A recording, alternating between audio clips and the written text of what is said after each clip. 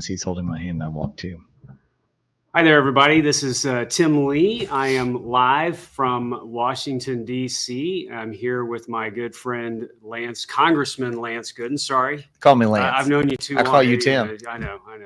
Well, it's great to be here, and I know that all of you had so many messages of congratulations and the thank yous that have been pouring in.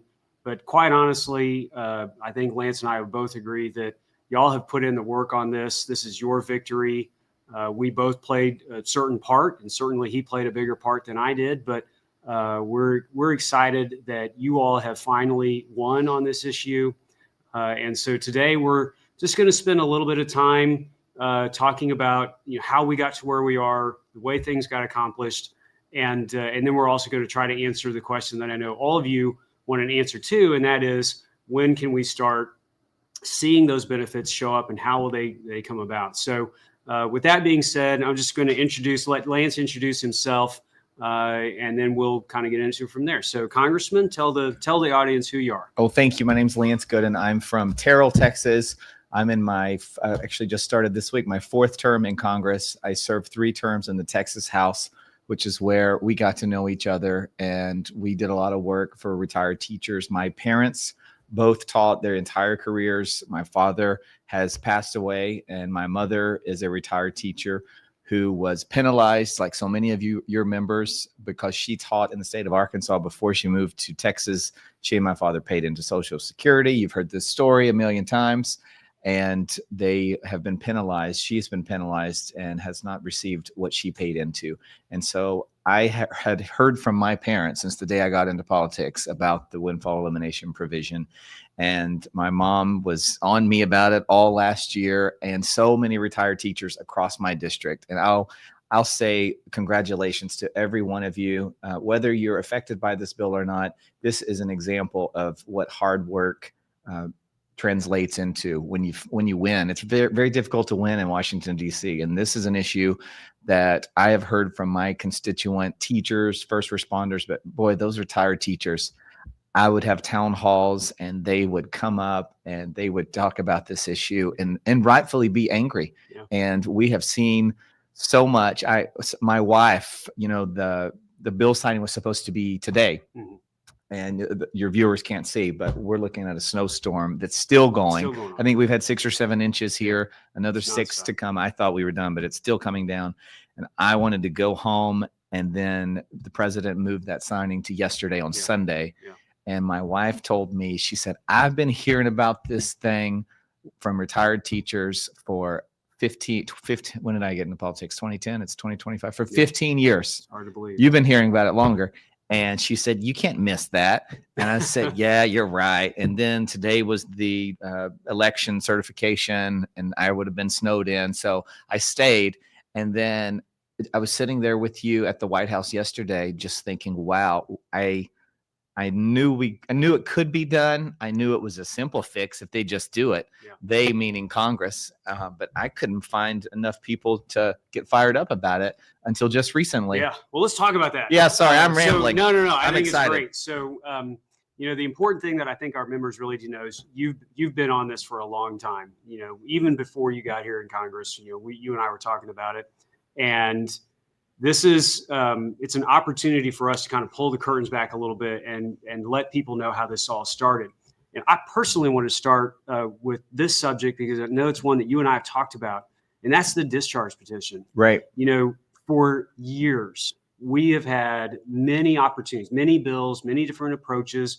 You've always worked with me on all of the different approaches. And I always felt like as we got closer to this, Congress had 4 or 5 different ways that they could approach this. But the one way that everybody wanted was just full repeal. Right. But something always kind of blocked that from going forward. And so all of a sudden, it's complicated. I know. How many times did you hear that? All the time. I said it's complicated.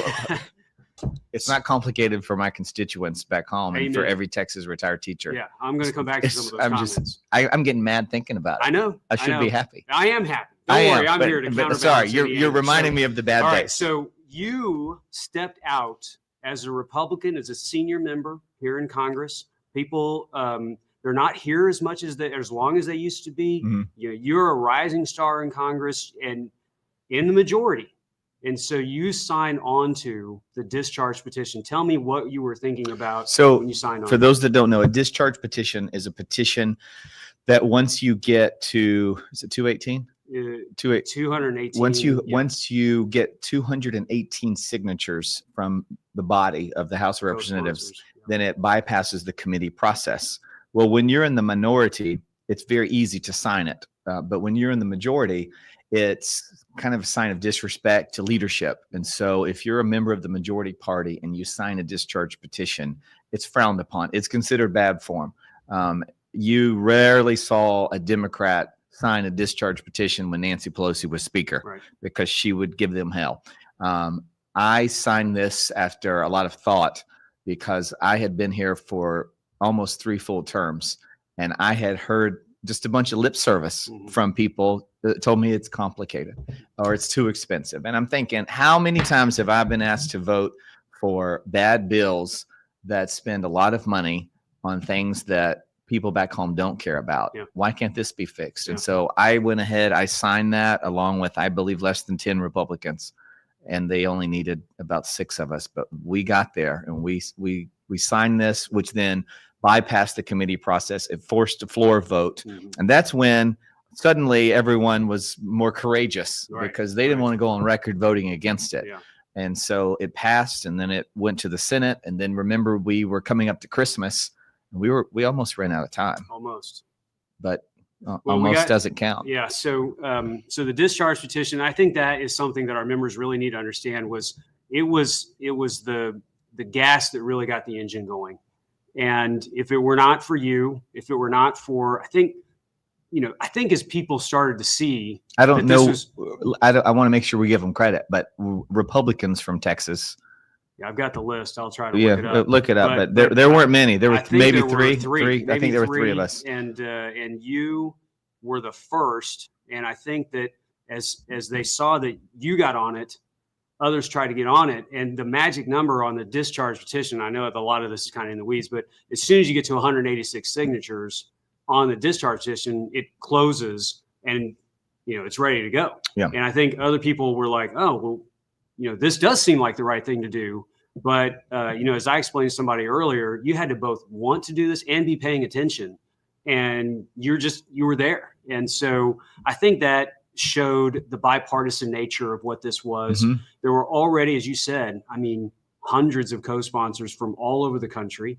Every state had somebody that was affected by this, right, but only California and Texas, have people in the hundreds of thousands of citizens. And I'll be honest, I think the Texas media has been a little slow to kind of understand what this truly means for the state of Texas. But I've started talking to a bunch today, and they are starting to realize that hundreds of thousands of school employee retirees, firefighters, police officers, right, people that have worked in a public service job and then went and paid into Social Security. It's not like, as you said, it's not like this benefit was free. Right. These people earned a benefit through another job. And really, your members should not even really be saying thank you, because it's the right thing. You shouldn't have to say thank you to the government for what is your money.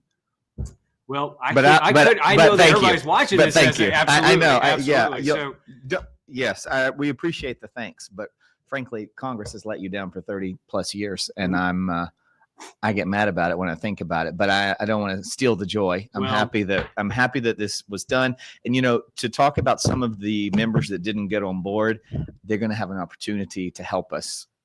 Not to steal the agenda here, but when it comes time to implementation, I think you and I have discussed some creative ideas to make things easier and move them along. And I'm going to lean on some of my colleagues to help us with that. Well, that's a great way to transition. So I also want to take a minute to tell Congressman Gooden, how much I do appreciate you. If it were not for you, I don't know that I would have gotten that invite to the White House. I know that we tried many different ways, but again, you and I both know that you can stand for what you need to stand for. And I support, what everybody comes to Washington and believes in, and they're going to, make their votes on, and they're going do what they need to do. And finding ways to still get along and work with people is a really important part of making sure that we can get things accomplished. And I know that when I got the text from you saying that there was going to be a White House signing ceremony, you were right on making sure that I was on that list. Well, you needed to be there. And I'm very grateful. Thank you. I don't know how many other Texans were there. Now, there was a young man who was there who was 17. Yes. Yeah. And his grandmother was a retired teacher, which was pretty cool. So I got to find out who that young man was. But, we were at the White House. It was a great crowd.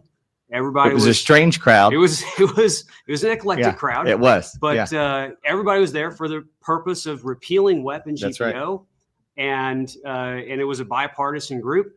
But I thought the president was gracious and his comments to us, and we're glad that we got it signed. And today it's the law of the land. Right. So now we move towards the implementation, and I think this is the part that everybody wants to sort of know.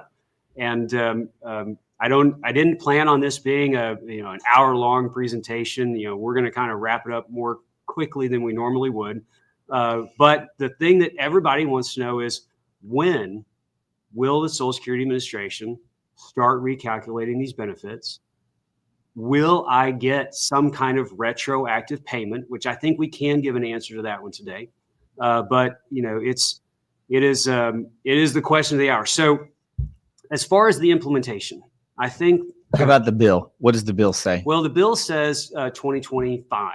And I think that the Social Security Administration is setting it up so that they will have it paid out sometime in 2025. But it goes back to January 1st of last year, 2024. Correct. So the bill does talk about a retroactive implementation date of 1/1/2024. So it's safe to say we don't know the answer today of when you're going to start receiving your payments, but whenever that day comes, those affected by the bill are going to have the totality of payments from January 1, 2024 through whatever day that is. Correct. So there's going to be a big one-time first upfront payment. That's our belief. Yes. So the way that may be handled, and the Congressman is right, if you look at the bill, and we know that they're going to be retroactive, so that if you were affected by the Windfall Elimination Provision, meaning that you worked in another job under your own work history and paid into the Social Security system, and the windfall or the WEP provision reduced your amount, a new amount is going to be calculated, and the Social Security Administration will look at what that amount should have been, as if there was no WEP ever, on 1/1/2024, and will pay you for the entire year of 2024.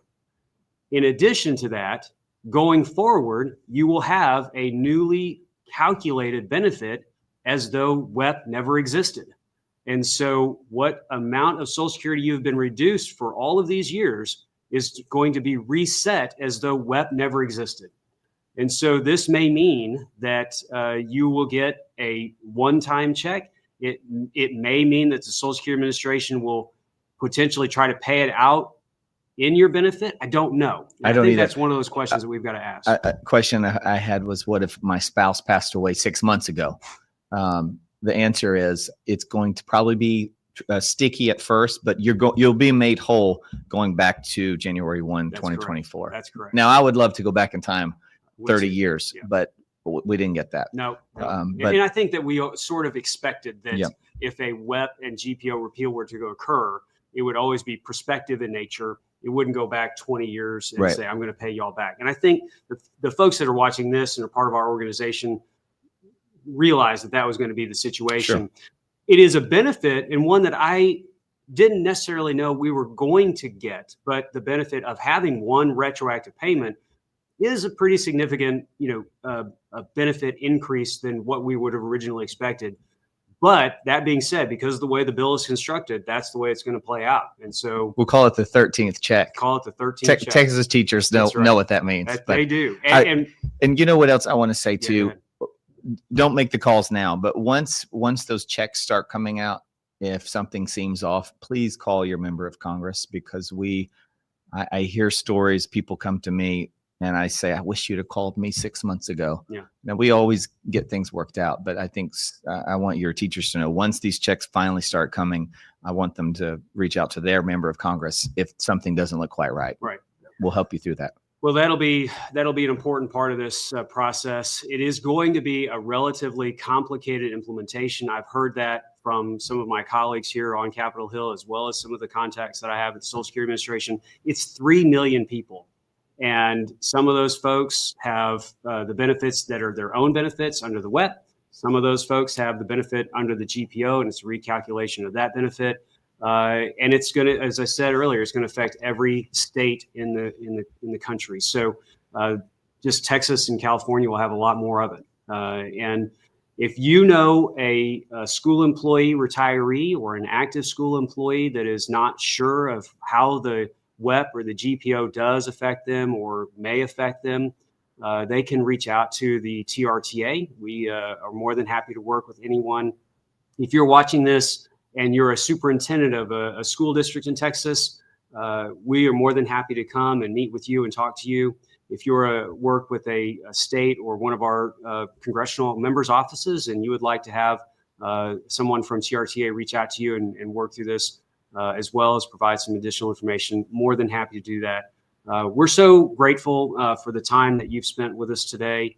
I cannot tell you how much I appreciate the leadership. It is being bold and being brave to do something when it potentially could have a ramification on everything else that you've got going on here. But you stood up for the people that you've always been standing up for. And I appreciate that. Well, it means the world. Retired teachers are an easy bunch to fight for. They are. I love them. It stuns me that this issue wasn't already addressed.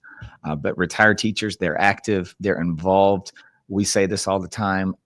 Well, we used to say this. I don't think we have to say it anymore. We wish they would get involved in primaries. They do. They do. Retired teachers vote. Current teachers don't always, but the retired teachers do. And they're active. Your organizations around the state, just in my congressional district, Mesquite, Kaufman, and Henderson counties come to mind as very active groups that you've been to speak to. And I know they're not unique. We've got groups like them all over the state. And they've been active, which is why the vote count was so strong. Yeah, it's over 300 yes votes in the Congress, right, in the House, and I think there was one amendment where they tried. I shouldn't say that. There was a special moment that I thought there was, but that's all right. You know, we'll go back and reminisce some more. Y'all have done a great job. Thank you so much for tuning in. There'll be much more information to come in the days ahead. And let us know if we can help you in some way. We're just glad to celebrate the end of the Windfall Elimination Provision and the government pension offset. And I'm very happy to know that on the first day after this becomes law of the land, I get a chance to sit down with my good friend Lance Gooden. Thank you. And have this conversation. So y'all, thank you so much. Thank you. Have a great day.